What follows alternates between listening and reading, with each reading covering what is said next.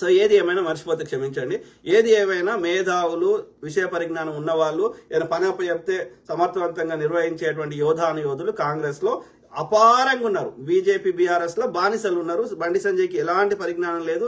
ఒక సబ్జెక్టు వేరే భాషలు కాదు, తెలుగులో కూడా మాట్లాడలేడు. ఆ యొక్క నత్తి మాట్లాడినా సరే సబ్జెక్ట్ నాలెడ్జ్ లేదు. సేమ్ థింగ్, వాడేమో చెప్పులు మోసినాడు, వీడేమో ఏమంటారు ఆ యొక్క బీజేపీ ఆఫీస్ లో చాయ్ కప్పులు అందించినాడు కిషన్ రెడ్డి. ఇద్దరికి zero knowledge on any subject. అందుకే వాళ్ళు ఇప్పుడు ఆంధ్రాలో వాళ్ళు గెలిచిన వాళ్ళే 8 మంది గెలిచారు, ఆడిద్దరే గెలిచారు. ఆడిద్దరు గెలిచినా అక్కడ ఇద్దరికి బీజేపీ వాళ్ళకి ఇవ్వలేదు, కానీ వాళ్ళకి ఏమంటారు టీడీపీలో అయినా సరే క్యాబినెట్ పోస్ట్ ఇచ్చారు. రామ్మోహన్ నాయుడు అండ్ పెన్మార్స్ ఆయన పేరు చంద్రశేఖర్.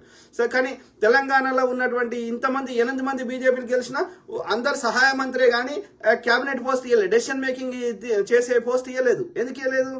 వీళ్ళ తెలివితేటలు ఎంతో వాళ్ళకి తెలుసు. ఓకే.